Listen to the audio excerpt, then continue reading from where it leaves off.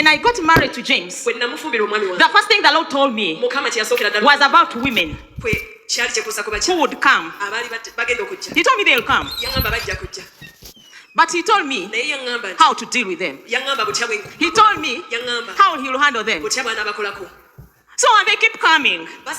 They come and go. They keep coming. From that day we got married. Before some of you even came in, I know what my God will do to you. So I waste little time on you, and I get focused on the ministry. It's so interesting how women of nowadays, especially Christian women, are quick to draw God into the battle that they're fighting to make sure that their husbands don't look at other women.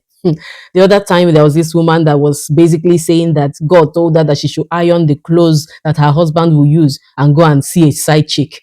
So basically, God came from heaven and said, my daughter, your husband is about to go and cheat. Iron his clothes. He needs to look fresh when he's going to see the side chick. Please, guys, let's make it make sense. So in the midst of everything, someone is getting married. And the only thing that God saw was to tell them, hey, there will be women that will come after your husband.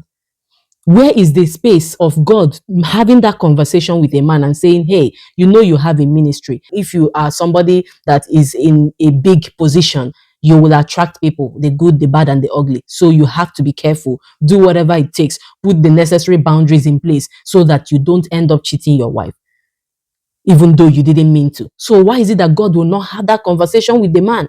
Then he will now come and start telling the wife, hey, there will be women that will come. You say, but I know my God, what my God will do to you. It's almost sounding as if you are threatening the women that will come. The person you have a problem with, if your spouse is cheating, if your husband his eye is outside, he is the one that you need to be looking at. He's the one you need to be holding accountable. Because even if a woman comes out and she's flying like a moth around the fire, a flame or light, and he just says, hey, I am not interested, then nothing will happen. If he doesn't give them the green light, if a man doesn't give women the green light, they will not come. Even if they come, like a moth will not come to where there is no fire or where there is no light, right?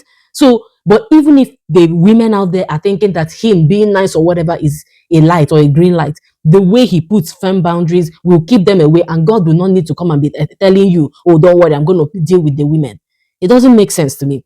If a man is a man of integrity, and he has been able to keep himself all through the times that before he even got married, but let's say the person is a Christian or he's a strong believer in God and he's keeping himself. So is it now once you get married to the person, then suddenly he will lose his ability to, be self-controlled? So there, women, instead of threatening the women you feel that are coming after your spouse or whatever, take time to have a conversation with your husband. If you feel like, okay, there are things he's displaying that are kind of tilting towards being flirtatious or maybe showing a green light to women, have that conversation. Say, this thing you are doing, I don't feel comfortable with it. Or the way you relate with these women, I don't feel comfortable with it. Or are you noticing what these people are doing? What are you doing to, put it in check? And you guys have that conversation. It's not to come and carry mic and start telling, I know what my God will do to you. There is nothing that God will do to anybody. Everybody has a measure of self-control. As Christians, you are called to have self-control. Even when the Bible, I think it's in the book of Songs of Solomon, also he said, let your wife's bosom satisfy you. Let it satisfy you. So basically, it is the man's duty to make sure that his eyes are on his wife and that he is satisfied with her. He sees everything about her, the physical, the spiritual, the intellectual, like she feels his vision. That's why the Bible says that he that is married seeks the things of this world, how he may please his wife. And she that is married looks out for the things of her husband, how she may please her husband.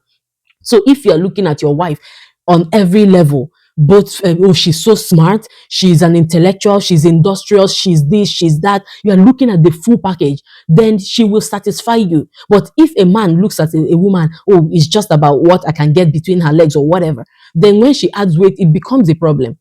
And then the burden becomes on the woman. Hey, you need to lose weight. You need to lose weight. Meanwhile, on the other side, the man is not losing weight. But then it also boils down to, even if a man has a woman that is perfectly shaped, everything, as they say, they are visual, everything about her is appealing on the outside, men have still been known to go outside there and cheat. So what am I trying to say? A man that cares about you will make sure that you don't have to fight for him.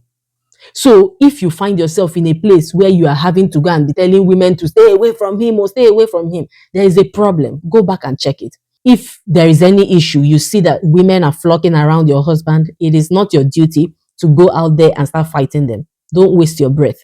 Have a conversation with your spouse, but if the person insists that he's going to keep doing whatever it is, even if it makes you uncomfortable, then you have to decide, do I want to continue in this relationship or not? Because I do not feel safe emotionally. So don't waste your breath trying to threaten other women or tell them what to do or what not to do, because they will do what they want to do.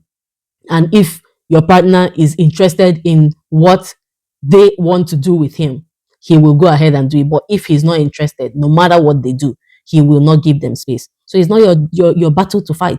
It is the battle of the man in your life. And just as women too, we feel tempted.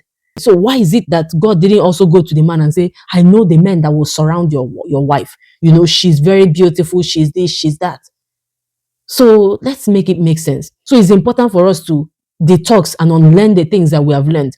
That notion that we women, we have to be the ones fighting and rolling in the sand for our husband, to, calling other women husband snatchers.